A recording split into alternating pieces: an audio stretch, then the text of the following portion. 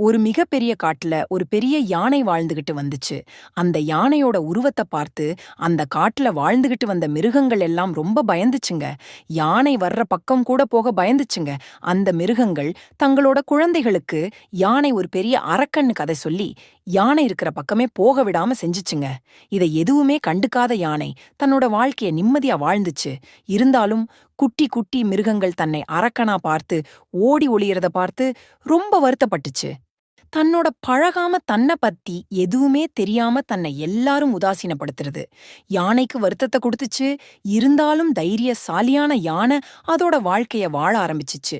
ஒரு நாள் காட்டுக்குள்ள பெரிய மழை பெஞ்சு திடீர்னு வெள்ளம் வர ஆரம்பிச்சுச்சு. குட்டி குட்டி மிருகங்கள் வாழ்ற இடத்த சுத்தி பெரிய ஆறு மாதிரி தண்ணி ஓட ஆரம்பிச்சுச்சு. அதனால தீவுல மாட்டிக்கிட்ட மாதிரி எல்லா மிருகங்களும் உள்ளேயே மாட்டிக்கிடுச்சுங்க. வெளியே வந்து உணவு தேட முடியாத நிலை ஏற்பட்டுச்சு. எல்லா மிருகங்களும் தங்களோட குட்டிகளோட பட்டினி கிடந்துச்சுங்க. அப்ப அந்த பக்கம் வந்த யானை இதெல்லாம் பார்த்துச்சு. ரொம்ப நாளாவே தன்னோட வேலைய மட்டும் பார்த்துக்கிட்டு இருந்த யானை ஒண்ணுமே பேசாம அங்கிருந்து நடக்க ஆரம்பிச்சுச்சு. அப்ப ஒரு குட்டி குரங்கு யானை, மாமா, எங்க குடும்பமே பசியில கிடக்கு, எங்களுக்கு உதவக்கூடாதான்னு கேட்டுச்சு. அத பார்த்து சிரிச்ச யானை, நான் தான் அரக்கன் மாதிரி இருக்கேனே, என்ன பார்த்தா பயமா இல்லையா உங்களுக்குன்னு கேட்டுச்சு. அப்ப அந்த குட்டி குரங்கு சொல்லுச்சு, எங்க அப்பா அம்மா உங்க உருவத்தை பார்த்து எங்களுக்கு எதுவும் ஆபத்து வந்துடக்கூடாதுன்னு அப்படி சொல்லி வளர்த்தாங்க. ஆனா ஒருத்தரோட உருவத்தை வச்சு அவங்களோட குணத்தை எடை போடக்கூடாதுன்னு சொல்லி இருக்கிறாங்க.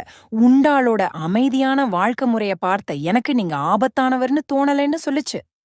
முதல் முறையா ஒரு குட்டி மிருகம் தன்கிட்ட பேசுறதும் யானைக்கு ரொம்ப சந்தோஷம் வந்துடுச்சு. உடனே தன்னோட துதிக்கைய தண்ணிக்கு மேல வச்சுச்சு. உடனே அந்த குட்டி குரங்கு அது மேல ஏறி வெளியே வந்துடுச்சு.